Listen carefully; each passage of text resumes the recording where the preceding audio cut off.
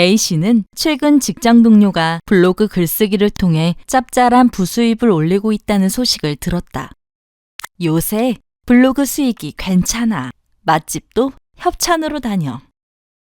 요즘 시대에 그 정도는 나도 충분히 할 수 있지 하는 생각에 새해부터 블로그에 글을 쓰기로 결심한 A씨.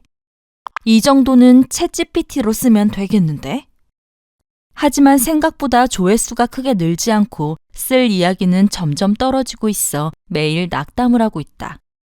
오늘 내가 2번 들어갔는데 조회수가 2야. A씨의 글이 사람들에게 좋은 반응을 얻지 못하는 이유는 무엇일까? 사람들은 다양한 이유로 글을 쓴다. 누군가는 창작에 대한 열망으로, 누군가는 자신을 치유하기 위해서, 또 생계를 위해서 글을 쓰는 경우도 있다. 원고료, 광고, 협찬. 글은 취미가 아니라 밥값이 되기도 한다. 그런데 이러한 글쓰기에서 같은 주제의 글이라고 하더라도 그것이 독자에게 미치는 결과는 다르다. 어떤 글은 독자에게 힘있는 메시지를 남기는가 하면 어떤 글은 읽기는 했지만 딱히 기억에 남지 않는 경우도 흔하다.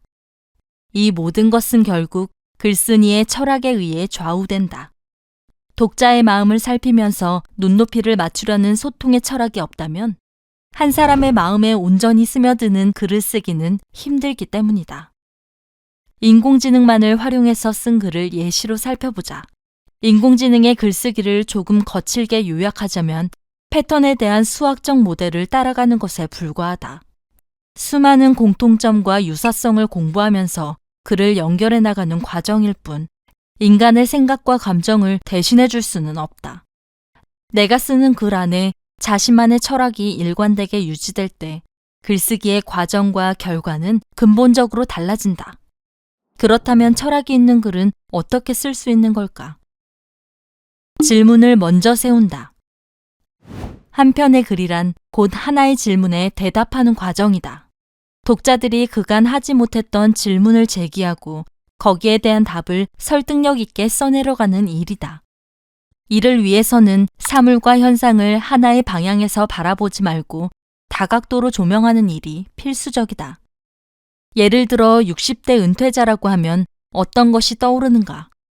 흔히 인생의 쓸쓸함과 같은 이미지가 연상되곤 한다.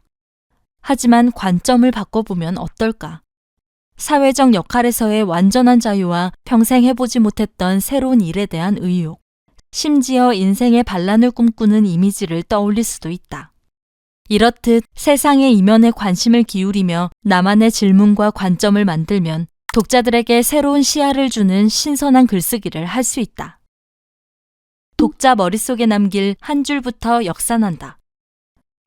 수미쌍관이라는 말은 머리와 꼬리인 수미가 관련되어 쌍관을 이룬다는 의미이다. 서두에 나왔던 단어 문장들이 반드시 마지막에 재등장하면서 애초에 제기했던 문제에 대한 해답을 주면 독자들의 머릿속에 강력하게 남을 수밖에 없다. 어떤 글은 그러한 단 한 줄만으로도 마음을 깊게 울릴 수 있게 된다. 그래서 좋은 글은 다 읽은 뒤 다시 첫 문장이 떠오른다. 이처럼 수미쌍관은 간단하지만 글의 짜임과 여운을 강하게 만드는 장치다. 거시다를 습관적으로 쓰지 않는다. 몇 가지 논문을 찾아보면 종결어에 무의식적으로 거시다를 자주 쓰는 이유를 알 수 있다. 이다보다 거시다를 많이 쓰면 확정적이고 결론적인 느낌을 주게 되고 매우 객관적이고 분석적인 문장으로 보이기 때문이다. 하지만 이러한 종결어가 반복되면 글이 설명처럼 느껴진다. 그 순간 독자들은 자연스럽게 마음을 닫는다. 습관적으로 자주 쓰는 단어, 문장의 종결 방식을 되돌아보고 남발을 피하는 노력을 해보자. 나만의 독특한 문체를 개발할 수 있게 된다. 글쓰기에 힘이 빠졌을 때 우리는 다시 시작으로 돌아가야 한다. 철학이 있는 글쓰기의 출발점으로 말이다. 철학이 담긴 글쓰기는 직접 해보면 꽤 매혹적인 일이다. 예기치 않게 삶의 활력을 얻을 수도 이제껏 맛보지 못한 신선한 경험을 하게 되기도 한다. 글쓰기를 잘하려다가 삶까지 재밌어지는 흥미진진한 일이 당신에게도 벌어질 수 있다. 문장 너머에 나와 세계를 탐구하는 철학적 글쓰기 안내서. 글쓰기를 철학하다를 소개합니다. 글쓰기를 철학하다의 이남훈 작가는 말합니다. 흔히 글쓰기 초보자들에게 무조건 많이 쓰거나 필사를 권하곤 합니다.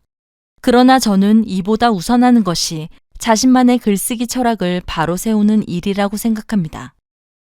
무작정 쓰기에 지친 이들, 문장과 문장 사이에서 길을 잃고 헤매는 이들에게 건네는 철학이 주는 나침반을 지금 바로 만나보세요. 삶은 어떻게 글이 되고 글은 어떻게 철학이 되는가? 글쓰기를 철학하다. 이 콘텐츠가 도움이 되었다면 구독과 좋아요를 눌러주세요.